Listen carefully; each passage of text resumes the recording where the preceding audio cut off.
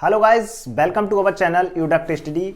पिछली वीडियो की में हमने सीखा था पैसिव ऑफ इम्परेटिव्स। आज हम इस वीडियो लेक्चर की मदद से सीखने वाले हैं पैसिव ऑफ इन्फिनिटिव्स, जो कि ये passive active to passive change करने के लिए हमारा लास्ट टॉपिक रहने वाला है। स्टार्ट करते हैं पैसिव ऑफ इन्फिनिटिव्स, जो कि पैसिव में लास्ट चैप्टर रहने वाला है।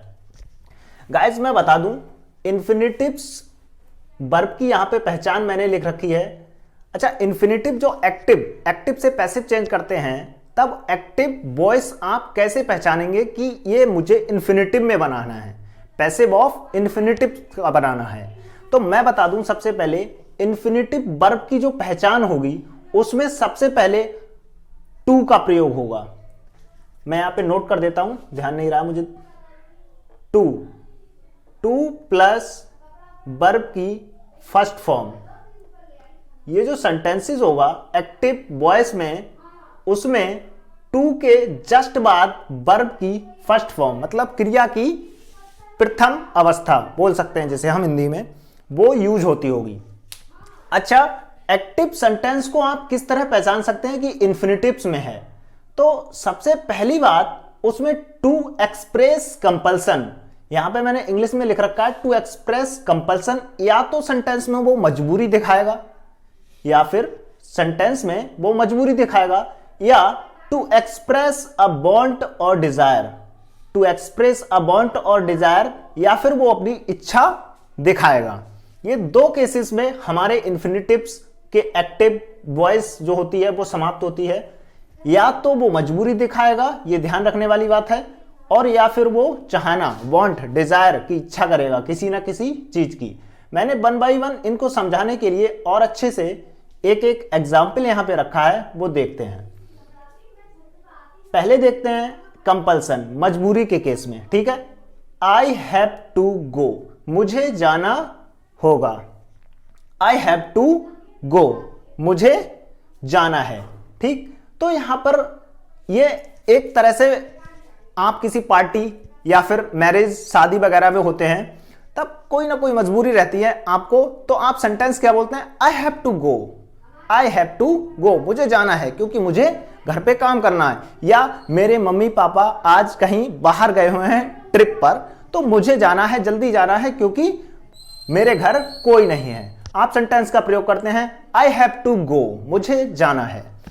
तो उसी केस में एक मजबूरी दिखाई जा रही है वहां पर कि आई हैव टू गो, क्योंकि मुझे जाना है, मेरे मम्मी पापा ट्रिप पर गए हुए हैं। तो ये उस केस में हो गया आई हैव टू गो। ठीक, अब एक वांट की, डिजायर, इच्छा की बात कर लेते हैं। तो I want to drink tea, I want to drink tea, मैं चाय पीना चाहता हूं। ठीक है, मुझे चाय पीनी है, या फिर तो यहां पर एक इच्छा दर्शा रहा है कि मुझे चाय पीनी है भाई, क्योंकि उसे अच्छी लगती है, मुझे चाय पीनी है। ठीक, तो ये दो केस मिलेंगे। अच्छा, इन्फिनिटिव्स जो एक्टिव वॉइस लिख रखी होगी टेंस की इन्फिनिटिव में, उसको और अच्छे से इंग्लिश में आप कैसे पहचानेंगे? अगर आपको उसका सेंस नहीं निकालना आ रहा है, तब उसके केस में यहां पे अगर आपको सेंस निकालना आ रहा है कि आई हैव टू गो, मुझे जाना है, तब ये अच्छी बात है और बेहतर बात है कि आपको उसका सेंस निकालना आ रहा है, तब आप अच्छे से समझ सकते हैं। लेकिन उस केस में जो बच्चे इन सेंटेंसों का इंग्लिश टू हिंदी ट्रांसलेट नहीं करना जानते, तब भी उनको किस तरह मदद मिलेगी कि यह हमें पैसिव ऑफ इन्फिनिटिव्स में बनाना है? तो मैं बता दूं, यहां पर जो भी एक्टिव वॉइस लिख रखी होगी सेंटेंस की, उसमें वर्ब यानी कि क्रिया, जो भी काम होता होगा, उसमें सबसे पहले क्रिया से पहले टू, TO2 का प्रयोग होगा। ये देखिए यहां पे आई हैव टू गो, मुझे जाना है, आई हैव टू, यहां पे गो से पहले टू का प्रयोग हुआ है। I want to drink, drink means पीना, पीना क्या है? एक कार्य है, क्रिया है, चाय पीना। तो ड्रिंक से पहले यहां पे हमारा टू का प्रयोग हुआ है। अगर बच्चा या आप गाइस जो है स्टूडेंट्स नहीं पहचान पा रहे हैं, उसका सेंस नहीं निकाल पा रहे हैं हिंदी में, तब आप इस तरीके से भी पहचान सकते हैं। आई हैव टू गो, क्रिया से पहले जस्ट अगर टू लगा है, उसका आपको पैसिव चेंज करना है, तो बिना सोचे समझे आपको देख लेना है, पहचान कर लेनी है। मुझे आई हैव टू गो, मुझे जाना है, आपको पैसिव बना देना है पैसिव ऑफ इंफिनिटिव्स में। चलिए इसके एक्टिव फॉर्म्स की अगर बात करें तो ये किस किस तरह से लिखा हुआ होगा इंफिनिटिव्स का। देखिए यहां पे मैंने लिख रखी है एक्टिव वॉइस फॉर्म। सेंटेंस की जो एक्टिव वॉइस फॉर्म होगी वो किस तरह होगी उसका मैंने स्ट्रक्चर पूरा यहां पे नोट डाउन कर रखा है। सबसे पहला सब्जेक्ट होता है, आप सभी जानते हैं, कर्ता एक काम करने वाला। उसके बाद सब्जेक्ट के अकॉर्डिंग या तो वो प्रेजेंट में हो सकता है और प्रेजेंट के अकॉर्डिंग इज, आर, एम, ये चीजें हेल्पिंग वर्ब के तौर पे आ सकती हैं। या फिर वॉज या वर, पास्ट की अगर बात होती होगी तब सब्जेक्ट के साथ में हेल्पिंग वर्ब के तौर पर वॉज या वर आ सकता है। उसके जस्ट बाद अगर हैज परफेक्ट में बात होती होगी तो हैज हैव भी आ सकता है और हैड भी आ सकता है। ये सारी चीजें मैंने टेंस के अकॉर्डिंग यहां पे लिख रही हैं स्ट्रक्चर में। ये सब्जेक्ट के जस्ट बाद इनमें से कोई भी हेल्पिंग वर्ब सब्जेक्ट के जस्ट बाद आ सकती है। उसके हेल्पिंग वर्ब के जस्ट बाद, हेल्पिंग वर्ब के जस्ट बाद आपको इन सेंटेंसों में टू देखने को मिलेगा। जैसा कि मैंने पहले से ही एक्सप्लेन कर दिया यहां पे कि क्रिया जो होगी उससे पहले आपको टू देखने के लिए मिल जाएगा।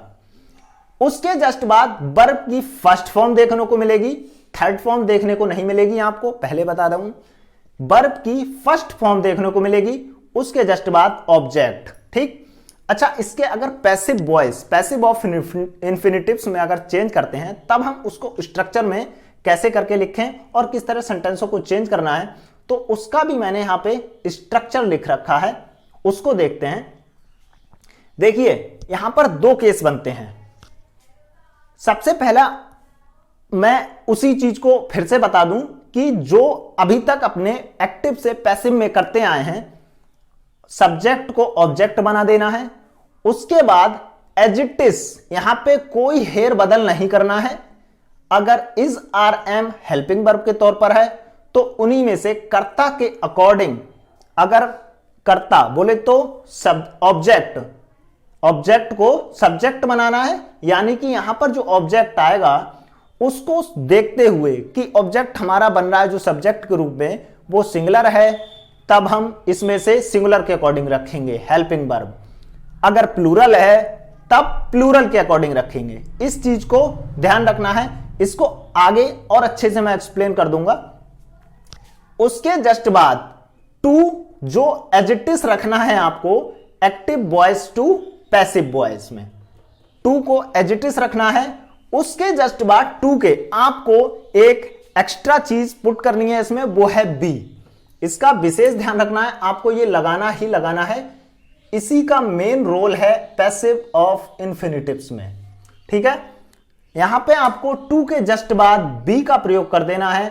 और उसके बाद जो अब तक हम सीखते आए हैं, एक्टिव टू पैसिव जाने पर हम हमेशा वर्ब की थर्ड फॉर्म का यूज करते हैं, ना कि फर्स्ट या फिर सेकंड।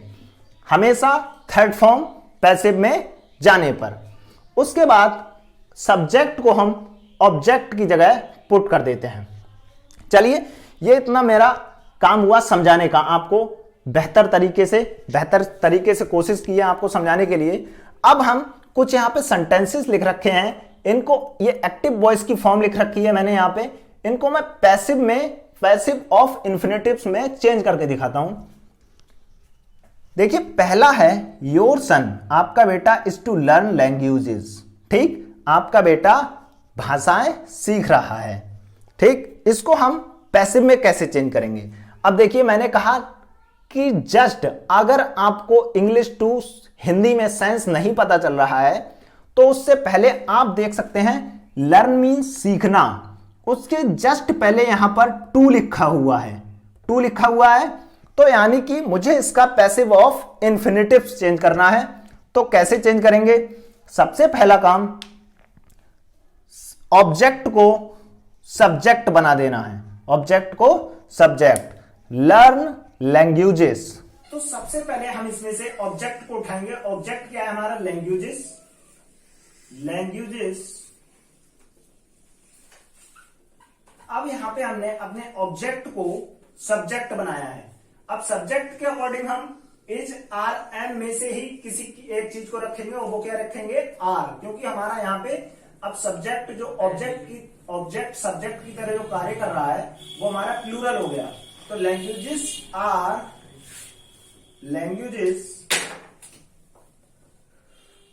आर, उसके बाद टू, उसके जस्ट बाद मैंने बताया कि हम पैसिव ऑफ इंफिनिटिव्स करते समय टू के जस्ट बाद बी का प्रयोग करेंगे। Languages are to be. अब लर्न की थर्ड फॉर्म को यूज करेंगे जो कि होती है लर्न। उसके बाद अपने सब्जेक्ट को ऑब्जेक्ट बनाएंगे प्रेपोजिशन के द्वारा जोड़कर, लर्न बाय योर सन। ठीक है, इसके जस्ट बाद नेक्स्ट देखते हैं। अब यहाँ हमारा दूसरा केस, एक चीज और मैं बता दूं, यहां सेंटेंस दिख रखा है मैंने, ही इज टू गो, यहां पे ऑब्जेक्ट नहीं मिलेगा आपको। तो इन सेंटेंसों का पैसिव ऑफ इंफिनिटिव्स बनाते समय हमें कुछ नहीं करना है, एज इट इज सेंटेंस को रखना है। बस ख्याल क्या रखना है, पैसिव ऑफ इंफिनिटिव्स में बी को यूज कर देना है। कैसे बनाएंगे, ही, उसके बाद इज, टू को एज इट इज रखना है, ही इज टू, उसके बाद बी को ले आना है, he is to be gone, next देखते हैं, आई वॉज टू रीड। अब इसको भी इसी तरह चेंज करेंगे, I was to be read. एक लास्ट देखते हैं इस टॉपिक के लिए, I am to finish this work. इसमें ऑब्जेक्ट की तरह कार्य कर रहा है क्या, दिस वर्क। यहां पे एम यूज हुआ है हेल्पिंग वर्ब के तौर पे। अब दिस वर्क बन गया तो इसके लिए हम इज प्रयोग करेंगे, this work is to be. अब फिनिश की third form finished, is to be finished by me. Close करिए। दोस्तों ये था हमारा last topic passive of infinitives, जो कि हमने एक्टिव टू पैसिव में भी सीख लिया। बाकी के जो पैसिव के चैप्टर्स थे वो भी हम पहले की वीडियो लेक्चर्स में सीख चुके हैं। उम्मीद करता हूं आज ये टॉपिक मेरे द्वारा जो आपको सिखाया गया है अच्छे से समझ में आया होगा। और इसके बाद भी अगर आपको कोई प्रॉब्लम्स रहती है या क्वेरी रहती है तो आप कमेंट बॉक्स में साझा कर सकते हैं, मैं आपकी प्रॉब्लम को सॉल्व करने की पूरी कोशिश करूंगा। बाकी आप वीडियो को लाइक और सब्सक्राइब करना ना भूलें, क्योंकि आपके एक लाइक और कमेंट्स से मेरा मोटिवेशन बढ़ता है, जिससे आने वाले नए चैप्टर्स को मैं बेहतरीन तरीके से आपको एक्सप्लेन करता हूं।